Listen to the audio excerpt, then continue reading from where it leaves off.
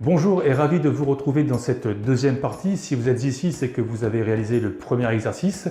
Si ce n'est pas le cas, je vous invite à regarder la première vidéo avant de continuer. Alors maintenant que nous avons l'historique, nous allons appliquer les 5 étapes pour enfin concrétiser votre projet. Première étape, dépublier votre annonce ou stopper tous les contrats si vous travaillez avec un ou plusieurs professionnels de l'immobilier et assurez-vous que tout est acté. Autrement dit, prenez le temps nécessaire pour envoyer une annulation de vos mandats de vente par courrier avec accusé de réception et vérifiez dans la semaine que votre annonce a disparu des différents portails immobiliers. Vous devez impérativement vous faire oublier et devenir invisible sur le marché car votre bien est brûlé, il est usé. Croyez-moi, ça sera du temps et de l'argent gagné en finalité car l'objectif va être de vendre rapidement et au meilleur prix du marché. Deuxième étape.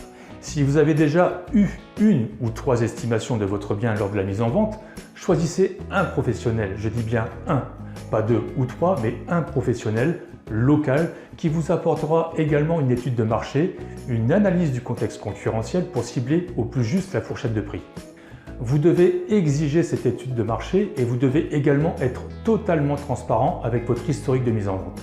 C'est dans votre intérêt pour travailler en toute confiance et pour obtenir un résultat rapide.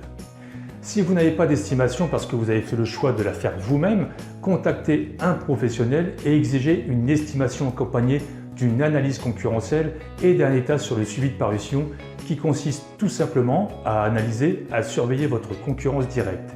C'est une des clés qui permet d'être très réactif pour vendre au meilleur prix. Pas au-dessus, pas en dessous, mais au prix marché. À l'issue de cette étape, vous ferez le choix soit de travailler sans professionnel, soit d'en sélectionner qu'un seul pour une plus grande implication et une totale transparence. Grâce à ce travail, votre prix est maintenant fixé en fonction de votre historique, de l'estimation, de l'analyse concurrentielle et du suivi de parution. Vous devez donc être en phase avec la fourchette de prix qui vous permettra d'étudier toutes les propositions de manière objective. Troisième étape, mettez en valeur votre bien immobilier. Cela passe par des astuces, des conseils d'aménagement qu'il est impératif de suivre. Là aussi, exigez un audit pour savoir ce que vous devez mettre en place. Est-ce qu'il faut désencombrer, faire quelques finitions, aménager une pièce ou bien la vider totalement? Tout ceci doit être étudié et clarifié avant la mise en place de l'annonce. Dans la mesure où les annonces ont été dépubliées, vous allez avoir entre 2 et 3 semaines pour réaliser cette étape, le temps de se faire oublier sur les portails immobiliers. Alors n'hésitez pas à faire ce qu'il faut pour valoriser votre bien. Ceci va vous permettre de réaliser de belles photos, une belle vidéo et d'enregistrer une visite virtuelle à 360 degrés qui amplifiera votre visibilité, mais aussi une optimisation des visites. Il faudra également user d'astuces pour que vos photos soient différentes des premières pour donner l'impression que le bien est nouveau sur le marché. Changement d'angle, aménagement différent, lumière, bref, toute une série de possibilités est envisageable.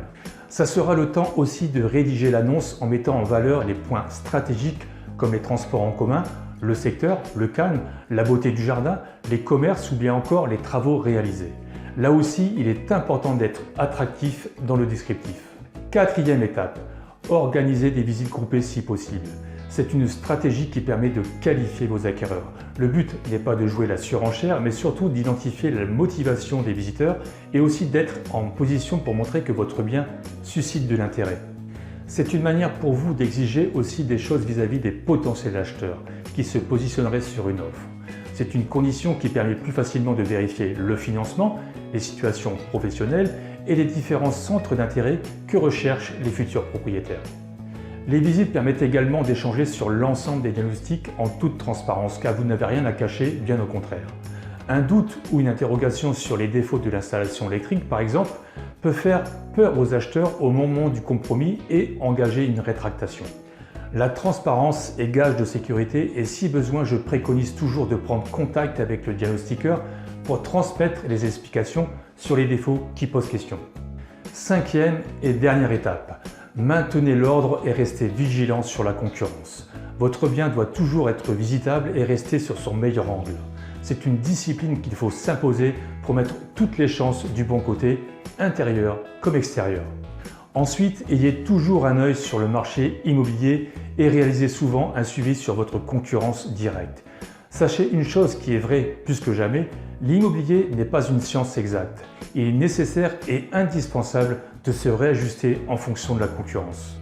Les acquéreurs ont un regard totalement différent d'un acheteur et les outils, les sites internet, les applications permettent aujourd'hui d'agir autrement. Si vous vous mettez dans la peau d'un acheteur, vous comprendrez qu'il faut agir différemment.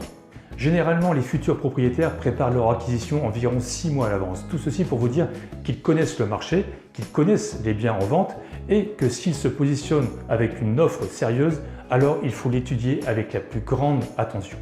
Il est important de comprendre que la conjoncture actuelle fait que le marché varie d'un mois à l'autre. Nous sommes dans une période très instable, très incertaine, qui bouscule les vérités. Vous avez maintenant les 5 étapes pour réaliser votre historique et les 5 étapes pour revoir votre stratégie de vente.